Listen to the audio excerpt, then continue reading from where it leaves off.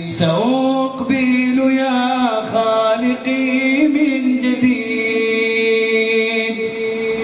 كما أنت مني إلهي تريد، وأرجو إذا أنت تقبلني